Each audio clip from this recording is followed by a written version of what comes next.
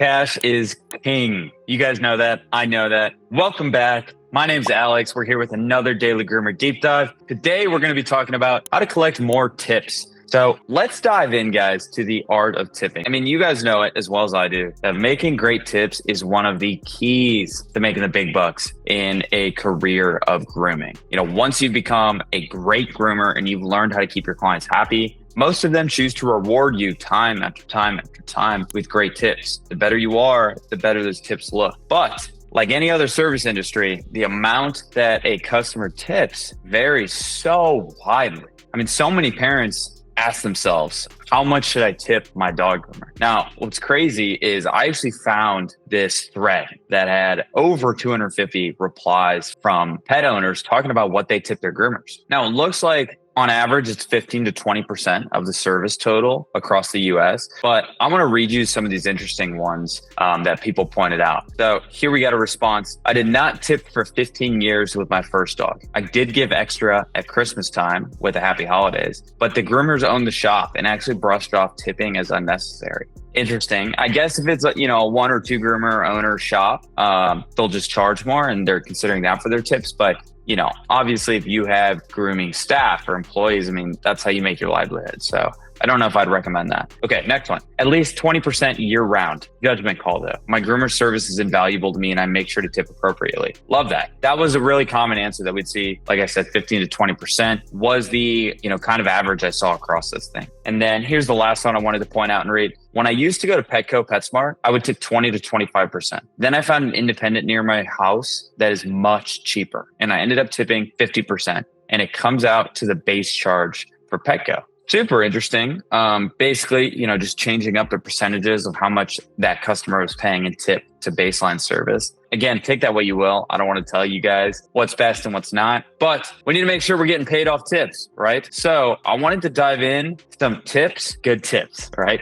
Fumbled a little bit here, but that's okay. I wrote down some strategies here and I want to tell you guys about them. So a simple hack that I like to think about to drive additional revenue through tipping, this is simple, but it's just changing the defaults in your POS system to be a 20% minimum. So you guys know when you go to the coffee shop and you get your coffee and POS system that they flip to us, it'll show us 3 options for tipping. And we'll usually pick the middle one, right? And then move on. Well, when's the last time you've looked at your guys's POS system in the minimums, the defaults? Think about if you had the 3 options at 20, 25, 30%. The customer's most likely going to pick the 25% one. So that's a 25% tip without even thinking about it. So I like that. It's simple. It's easy.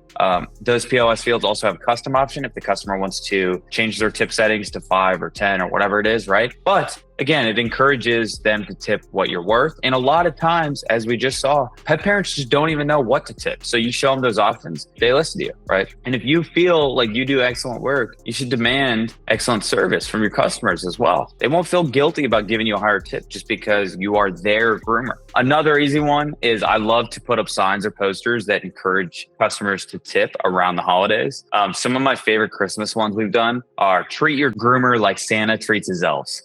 Generously. Love that. Just make a nice little poster with that on it. A couple others that we've done in the past. Help Santa, our groomers are on the nice list. And then another one right above the tip jar, Yappy Holidays, a tip is a gift to joy to your groomer. So just experimenting with fun ideas around the holidays is always a good idea. People are people, right? And so you guys put that stuff up and they're going to see it, they're going to chuckle, they're going to laugh, and they're going to feel like you should get what you deserve. So just don't, and then my third option here that I wrote down, and you can do all these, you can do none of these, but these were just some things that I've used or seen in the past that I know work. Just doing the basics, establishing a personal connection with your customers, providing that high quality service and just exceeding expectations. You treat their dog like they would treat their dog, they're going to notice that and they're going to tip you for that because that's what you deserve. But if you treat their dog like he's just your 6th dog in the day that's going to take you an hour and then you're going to spin him out, I mean, is that really worth a good tip? I don't know. You tell me. In conclusion, you guys know that earning tips takes a combination of outstanding ability, skills, talents, connections, etc. But I know you can do it, and I know you can get what you deserve. Thanks for joining us today, guys. Make sure you check us out in our Facebook community, and make sure you check us out on thedailygroomer.com.